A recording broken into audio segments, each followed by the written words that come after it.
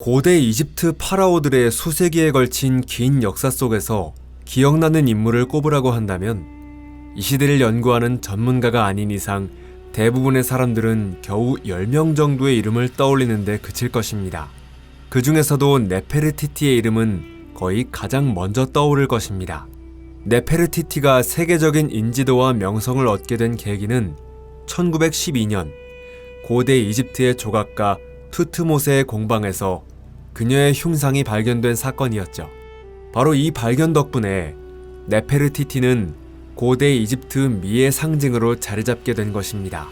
그러나 예술작품 덕분에 고대 이집트 여왕의 아름다운 얼굴이 널리 알려진 한편 네페르티티의 생애를 둘러싼 수수께끼 같은 사건들에 대해서는 이집트 학자들조차 아직까지도 자세한 내용을 밝혀내지 못하고 있습니다.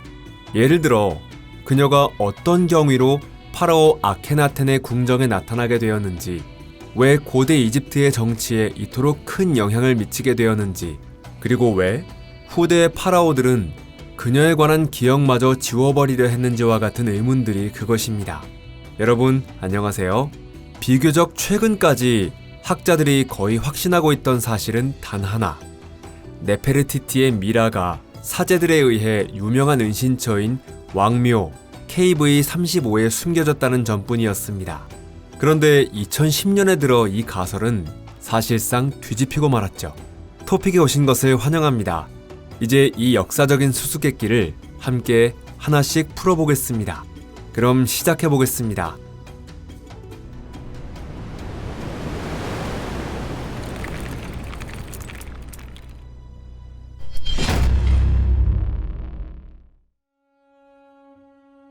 네페르티티에 대해 밝혀진 사실. 그녀의 생애에 대해서는 수많은 사실이 알려져 있지만 서로 모순되는 부분도 상당히 많습니다. 이런 경우에는 세부적인 정보가 지나치게 많아질수록 오히려 전체적인 모습을 정확히 파악하기 어려워지기도 합니다. 오늘날에 이르기까지도 네페르티티의 출신은 명확하게 밝혀지지 않았습니다. 그녀가 어딘가 외국의 명문 가문 출신이었다고 보는 사람도 있고 왕의 중신 아이의 딸이었다고 주장하는 사람도 있습니다. 참고로 아이는 투탕카멘 사후 곧바로 파라오가 된 인물입니다. 확실하게 말할 수 있는 것은 네페르티티가 파라오 아케나텐의 위대한 왕의 아내로 공식적으로 불렸다는 사실입니다. 아케나텐은 제18왕조의 파라오로 태양 원반을 신격화하고 아텐을 최고 신으로 삼는 급진적인 종교개혁을 단행한 인물로 알려져 있죠. 이집트 역사 속에서 그의 치세는 격동의 시대로 널리 알려져 있습니다. 그러나 네페르티티에게 있어서는 모든 이집트인들의 숭배를 받던 시기였죠. 그 무렵 이미 네페르티티는 여성 미의 상징으로 여겨지고 있었고 궁전의 벽면과 수많은 부조, 일상용품 등에 그녀의 모습이 그려져 있었습니다. 또한 고대 이집트에서는 상당히 이례적으로 네페르티티와 아이들이 함께 있는 모습도 묘사되어 있습니다. 더 나아가 카르나크 신전에는 네페르티티를 기리기 위한 독립된 성소가 세워졌는데 이 역시 매우 드문 일이었습니다. 그녀 이전에 그러한 영예를 받은 존재는 여신이나 파라오뿐이었죠. 또한 네페르티티의 가정생활도 순탄했던 것으로 보입니다. 30살이 되기까지 그녀는 아케나텐과의 사이에서 6명의 자녀를 낳았죠. 다만 모두 딸이었고 아들은 한 명도 없었습니다. 아케나텐 치세 12년째에 그녀는 갑작스럽게 권력의 자리에서 밀려났는데 아들을 낳지 못한 것이 그 원인 가운데 하나였을 가능성은 충분히 있습니다. 그 이전까지는 네페르티티가 파라오의 공동 통치자 역할까지 맡고 있었을 정도였기 때문이죠. 그녀가 남편인 파라오와 거의 대등한 위치에서 나란히 묘사되고 있었다는 점이 바로 그것을 잘 보여줍니다. 또한 몇몇 프레스코화에는 외국 사절을 맞이하는 네페르티티의 모습이 그려져 있는데 원래 이런 접견은 오직 파라오만이 할 수 있는 일이었습니다. 그런데 그녀는 어느 날 갑자기 자취를 감춥니다. 네페르티티가 30살쯤 되었을 무렵 그녀는 공식적인 미술작품에서 마치 완전히 사라진 것처럼 보이게 됩니다. 꽤 널리 알려진 설에 따르면 남편인 아케나텐 왕이 죽은 뒤 네페르티티는 말하자면 가면을 바꿔 쓴 것에 불과하다고 추정됩니다. 즉 아케나텐의 정실 왕비였고 이후 미망인이 된 네페르티티가 네페르네페르아텐이라는 이름으로 여성 파라오가 되었다는 것입니다.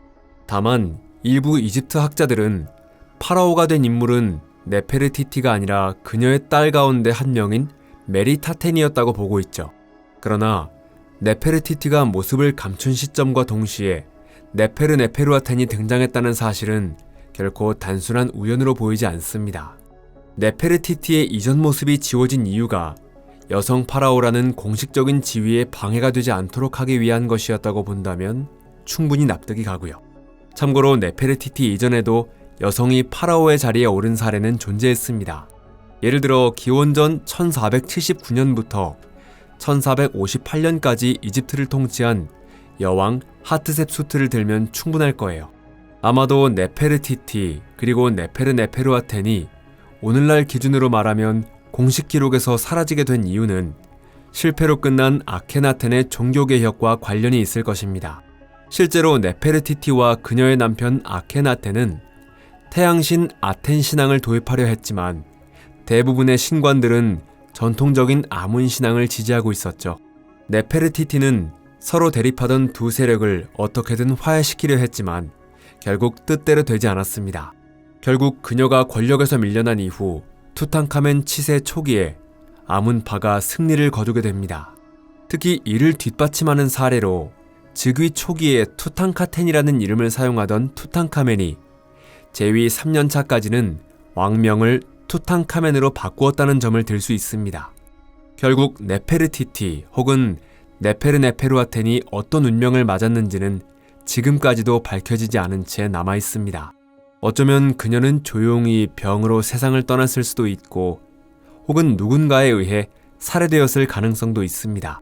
실제로 아문 신앙을 부활시키는 정책의 일환으로 그녀의 이름은 왕족 명단에서조차 기록되지 않았습니다. DNA 미스터리. 이미 눈치채셨겠지만 투탕카멘의 무덤이나 미라와는 달리 네페르티티의 매장지와 미라는 지금까지도 발견되지 않았습니다. 한때 일부 연구자들은 젊은 여인이라는 연구 명칭으로 알려진 미라가 네페르티티의 유해일 가능성이 있다고 보았습니다. 이 젊은 여인은 아멘호테프 2세의 무덤 KV-35에 있는 비밀 공간에서 파라오 측근들의 미라와 함께 발견되었습니다. 이 미라는 마치 누군가에게 의도적으로 훼손된 것처럼 얼굴과 흉부가 심하게 손상된 상태였죠. 그리고 수많은 간접적인 단서를 바탕으로 연구자들은 그 미라가 네페르티티라고 판단했던 것입니다.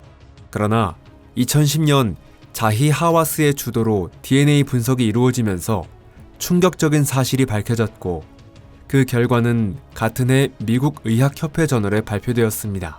이는 그야말로 센세이션을 일으켰고 많은 저명한 이집트 학자들이 그 충격에서 오랫동안 벗어나지 못했습니다. 그 충격적인 사실이란 젊은 여인의 아버지가 파라오 아멘호테프 3세이며 어머니가 왕비 티이였다는 점이었습니다. 다시 말해 이 젊은 여인의 부모는 네페르티티의 남편인 아케나텐 왕의 부모와 동일했던 것이죠. 또한 DNA 분석 결과 투탕카멘의 아버지와 어머니가 각각 아케나텐과 그의 친여동생 또는 친누나였던 젊은 여인이라는 사실이 높은 확률로 확인되었습니다. 즉 연구자들이 조사한 미라는 실제로 네페르티티의 남편 아케나텐의 친여동생 또는 친누나였으며 투탕카멘은 친남매 사이에서 태어난 아이였던 것입니다. 이런 가까운 혈족 간의 결혼은 현대 기준으로 보면 명백한 근친상간에 해당하지만 고대 이집트에서는 이러한 왕족 간 결혼이 흔한 일이었습니다. 문화적으로 고대 이집트의 상류층은 이런 결혼을 신적인 존재들 사이의 신성한 결합으로 여겼고 그 혈통이 평민의 피와 섞여서는 안 된다고 믿었습니다. 그러나 현실적으로는 이런 장기간에 걸친 반복적인 근친혼으로 인해 유전적 결함이 축적되게 되었습니다. DNA 분석이 도입되기 이전부터 연구자들은 많은 파라오와 왕족 미라에서 다양한 이상이 나타난다는 사실을 알아차리고 있었습니다. 예를 들어 비정상적으로 길게 늘어난 두개골, 척추와 흉곽의 변형, 지나치게 긴 팔다리와 손가락 등이 그것입니다. 이러한 이상은 사실적인 표현으로 유명한 아마르나 시대의 파라오 조각상 등에서도 자주 확인되죠. 그러나 투탕카멘의 미라 분석 결과를 확인한 순간 연구자들은 전율을 금치 못했습니다. 18세에서 19세 사이에 사망한 이 불운한 젊은 파라오는 마치 이 세상에 존재하는 온갖 질병을 모두 앓고 있었던 것처럼 보였던 것이죠. 그의 발뼈는 괴사되어 있었고 척추는 휘어 있었으며 얼굴에는 선천적인 이상이 나타나 있었습니다.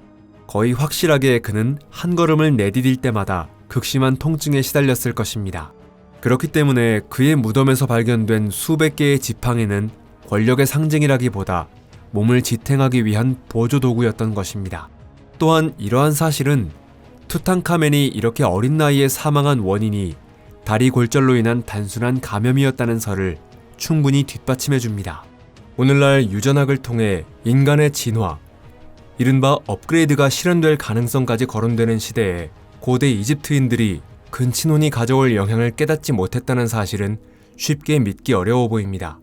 무엇보다도 투탕카멘의 비극적인 사례조차 이런 결혼을 멈추게 하지는 못했습니다. 그뿐만 아니라 사실 투탕카멘 자신도 이복 자매인 앙케세나멘과 결혼했죠. 이 두 사람 사이에서는 2명의 딸이 사산되었는데 그녀들에게는 유전성 선천 이상이 있었습니다. 눈치 빠른 시청자라면 분명 이런 의문이 떠올랐을 것입니다. 만약 젊은 여인이 실제로 아케나텐의 여동생이라면 이론적으로 그녀가 네페르티티 본인일 가능성도 있는 것 아닐까. 그렇다면 네페르티티는 남편의 친여동생이었을지도 모른다.